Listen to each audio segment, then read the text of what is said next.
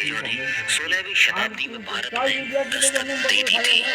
आपको यह जानकर हैरानी होगी कि तब शाहजहां आगरा में ताजमहल बना रहा था, तो वहीं दूसरी तरफ अंग्रेज भारत में पैर पसारने की कोशिश कर रहे थे। उस समय भारत में छोटे बड़े राजाओं के अलावा दो बड़ी ताकतें मौजूद थीं। एक थी औरंगजेब की मुगलिया सल्तनत और दूसरी थी मराठा साम्राज्य। अंग्रेजों ने इंतजार किया कि ये दोनों आपस में लड़ें। उन्होंने इसके लिए कई कोशिशें भी की और धीरे धीरे अंग्रेज भारत में सत्ता में आने लगे। इसके लिए अंग्रेजों को कामयाब होने में 100 साल से भी ज्यादा का समय लग गया था। और फिर ऐसा साल आया सन 1800 का। आज से करीब 200 साल पहले और आज के भारत में करीब करीब सभी क्षेत्रों में बदलाव हो गया है। सन 1800 के समय भारत या संपूर्ण विश्व में कोई बड़ी टेक्नोलॉजी नहीं हुआ करती थी।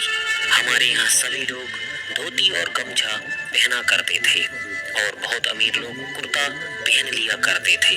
उस समय ज्यादातर जगहों पर भीड़ भाड़ नहीं हुआ करती थी, क्योंकि पूरे भारत में लगभग 16 करोड़ लोग ही थे। पूरा भारत यानी कि अखंड भारत पाकिस्तान, बांग्लादेश, म्यांमार और अफगानिस्तान से मिलकर बना हुआ था। मतलब कि इन 5 देशों के विस्तार में सिर्फ 16 करोड़ लोग ही रहा करते थे। उस समय भारत में बहुत ज्यादा प्रोफेशन नहीं हुआ करते थे।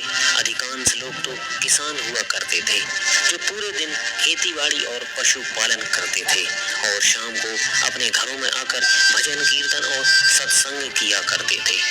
फिर रात में जल्दी सोना और फिर सुबह जल्दी से उठ जाते थे।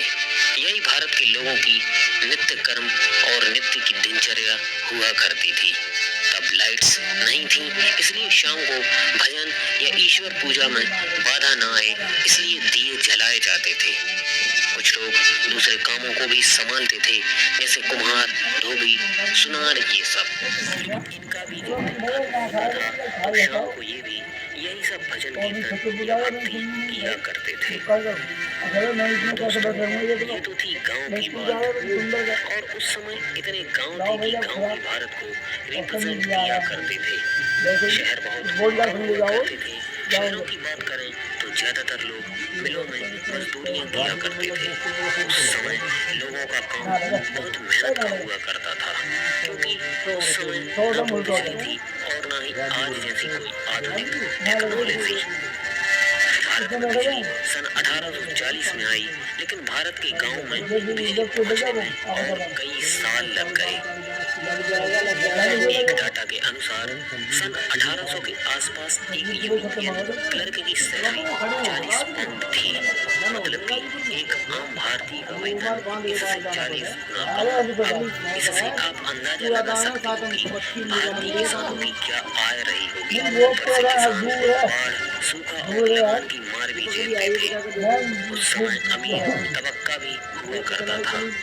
सब तो नहीं, लेकिन कुछ अमीर जाने हमेशा इस फिराक में रहते थे कि कैसे भी करके अंग्रेजों के साथ उनकी दोस्ती हो जाए। और कुछ अमीर अपनी सूझबूझ स्किल के माध्यम से ठीक ठाक पैसा कमा लेते थे।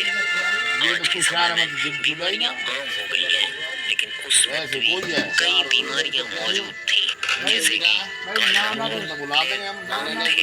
इन बीमारियों की कोई ऐसे थोड़ी है, फिर वो सर मेरा हो जाए फिर मैं क्या करूँगा। अच्छा जी ना हो प्रेगनेंसी में होती थी और जानकारी के अभाव में प्रेगनेंसी के दौरान महिलाओं को अपनी जान से हाथ धोना पड़ता था और इसके कारण कई सारे बच्चों की भी जिंदगी खत्म हो जाती थी। बात करें उस वक्त की चलो वाह तो कहना होगा मुझे हेकड़ी रहेगी तो जागने को दो हाथ अच्छे एकदम थे। तभी कुछ लोग गरीबी और बदहाली के कारण ही बेबस थे। और बात करें उस वक्त की एजुकेशन की, तो 10% से भी कम पुरुष पढ़े लिखे थे और 1% से भी कम महिलाएं पढ़ी लिखी थी। और इनमें से ज्यादातर आंकड़ा शहरों का ही है। इससे भी बदतर हालात थे। हालांकि ऐसा नहीं था कि बिना पढ़े लोग मैं बहुत स्किल तुम्हारे दोस्त नहीं से याद थे, कर रहा हूँ, स्किल जाओ भी जल्दी थे पहुंचो। और अपने कई कामों में माहिर यार भी बात थे, क्या करना खड़ा हो रहा है, कम पढ़े पैसे लिखे क्या होने के करते हैं, मैं तो क्या कारण लिखा लगान दूँ। जैसी चीजों में डील नहीं कर सकते थे। अरे कूलर भारतीय लोग उस वक्त आज मैंने कहीं काम से करो, चीजों कूलर की खरीदने भाई की बजाय बॉडी निश्चय नई व्यवहार कूलर मांगते बॉडी थे, वो मैंने जैसे दिल कबाड़ी एक पे रोटी के बदले 250 रुपया 2 में किलो चावल या अब उठा 5 के किलो मेरे वाकई हो आटे गया के है बदले कुछ 3 किलो दाल। अच्छा पैसे ज्यादातर गाँव अभी में करो ऐसे कल ही करूँगा भाई। व्यवहार पूरा करते